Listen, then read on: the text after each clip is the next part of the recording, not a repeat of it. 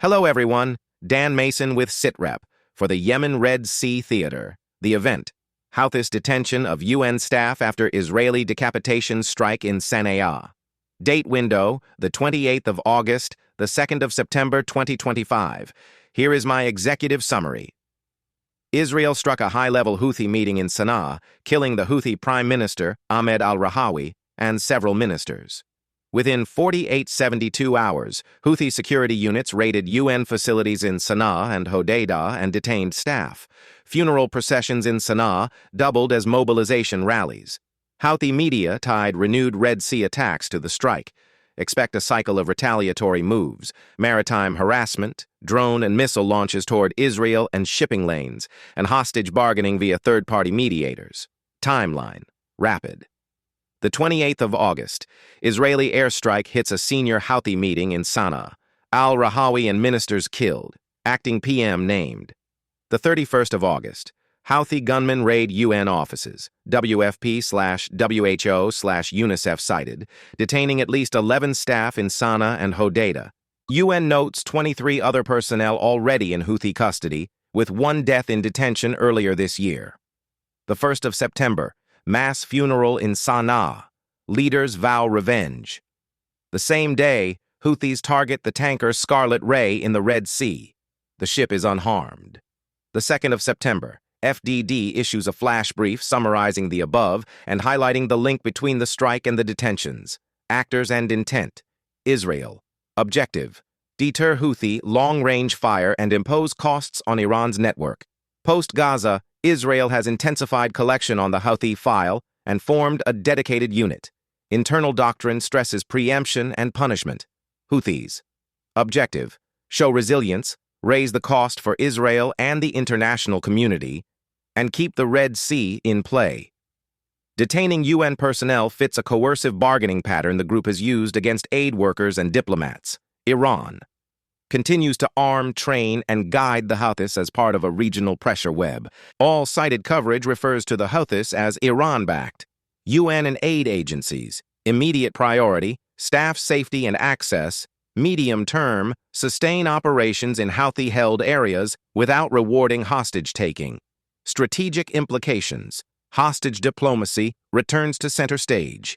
Detentions create leverage over UN operations, humanitarian narratives, and sanctions debates. The pre-existing pool of detained UN employees increases the bargaining stack. Red Sea commerce under renewed pressure. A fresh strike retaliation loop boosts risk for Suez-bound traffic. Even near misses force reroutes, escorts, and insurance hikes. Israel-Iran proxy geometry tightens. A successful decapitation strike demonstrates reach, but fails to dismantle the movement's warfighting core, which remains under Abdul Malik al-Houthi and military organs outside the cabinet. Humanitarian access shrinks. Raids on UN offices will chill operations and complicate food, health, and child protection pipelines in a famine-prone theater.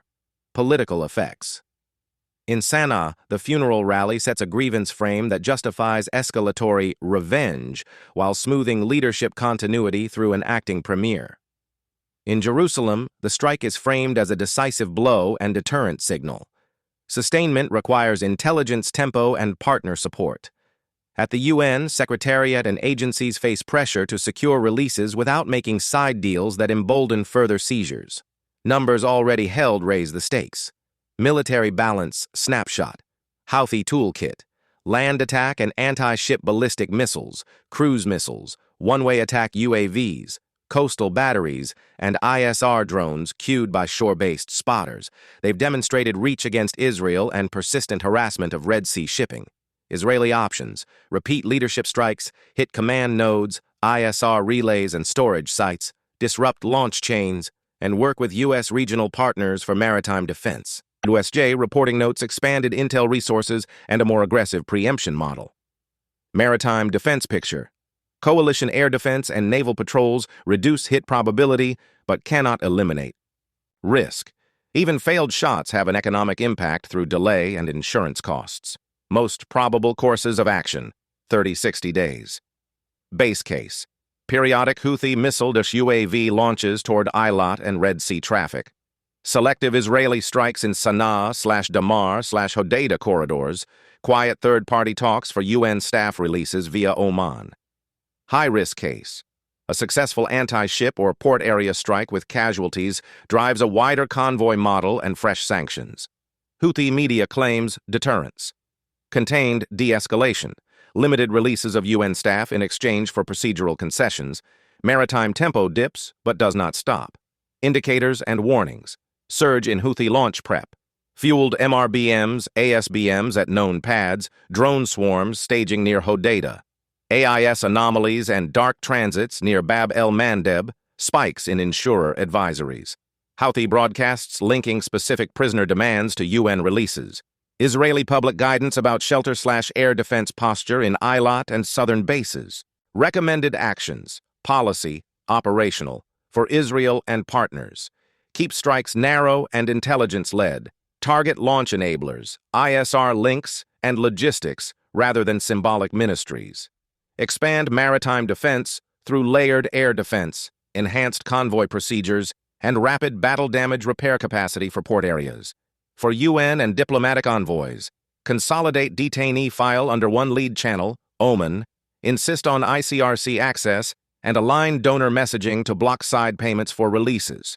For the U.S. coalition maintain Red Sea tasking, surge ISR over Hodeidah Sana'a arcs, sanction procurement nodes feeding Houthi UAV and missile production, continue interdiction of Iranian transfers, aligned with the threat picture described across cited reporting.